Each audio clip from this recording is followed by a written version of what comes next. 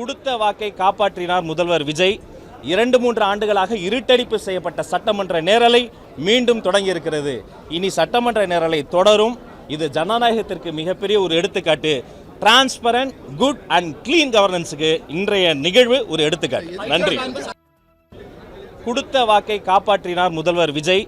2-3 ஆண்டுகளாக இருட்டடிப்பு செய்யப்பட்ட சட்டமன்ற நேரலை மீண்டும் தொடங்கியிருக்கிறது. இனி சட்டமன்ற நேரலை தொடரும். இது ஜனநாயகத்திற்கு மிகப்பெரிய ஒரு எடுத்துக்காட்டு. டிரான்ஸ்பரண்ட், குட் அண்ட் கிளீன் கவர்னன்ஸுக்கு இன்றைய நிகழ்வு ஒரு எடுத்துக்காட்டு. நன்றி. ஷர்மிளா வணக்கம். தற்போது நாம் பார்த்தது பள்ளி கல்வித்துறை அமைச்சர் ராஜ்மோகன் நேற்றைய தினம் சட்டப்பேரவை முதல் நாள் சட்டப்பேரவை நேற்று கூடியது. சட்டப்பேரவை கூட்டம் முடிந்த பிறகு அவர் வெளியில் வந்து செய்தியாளர்களை சந்தித்தார். நேற்றைய தினம் நடந்த செய்தியாளர் சந்திப்பு அது. அந்த சந்திப்பின் போது அவர் கூறியது என்னவென்றால், கொடுத்த வாக்குறுதி நாங்கள் நிறைவேற்றுவோம். தொடர் நேரலை தமிழகத்தினுடைய சட்டப்பேரவை வரலாற்றில் முழு நேரலை நாங்கள் தொடர்வோம் செய்து கொண்டிருக்கின்றோம் என்று, இது முழுக்க முழுக்க வெளிப்படையான சுத்தமான அரசு என்று, ஆட்சி என்று குறிப்பிட்டு பேசியிருந்தார். அவர் தெரிவித்த அடுத்த நாளே சட்டப்பேரவை நேரலைகள் நிறுத்தப்பட்டிருப்பது என்பது மிகப்பெரிய ஒரு சர்ச்சை ஏற்படுத்தியிருக்கிறது. இன்றைய நாள் சட்டப்பேரவை தொடங்கியதும் சில முக்கியமான தீர்மானங்கள், குறிப்பாக மேகதாது அணைக்கு எதிர்ப்பு தெரிவித்த தீர்மானத்தை முதலமைச்சர் விஜய் முன்மொழிந்தார்.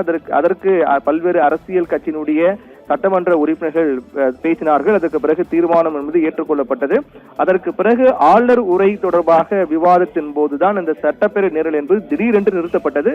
மிகப்பெரிய ஒரு கேள்வி எழுப்பியிருக்கிறது. ஏனென்றால் தொடர்ந்து தற்போதைய தமிழக வெற்றி கழக அரசினுடைய மிக முக்கியமான அவர்கள் பெருமைப்பட பேசிக் கொண்டு வருவது என்னவென்றால், தொடர்ந்து நாங்கள் சட்டப்பேரவை நேரலை என்பது இதுவரை திமுக அதிமுக ஆட்சியின் போது செய்யப்படவில்லை, ஆனால் நாங்கள் அது முழுமையாக செய்வோம் என்று தமிழக வெற்றி கழக அரசு தொடர்ந்து கூறிக்கொண்டு வருகிறது. அதிலும் குறிப்பாக நேற்றைய தினத்திலேயே இதை மீண்டும் உறுதிப்படுத்தினார் அமைச்சர் ராஜ்மோகன். கொடுத்த வாக்குறுதி நிறைவேற்றுவோம், நாங்கள் சட்டப்பேரவை நேரலை என்பது நாங்கள் தொடர்ந்து செய்வோம் என்று அவர் தெரிவித்திருந்தார்.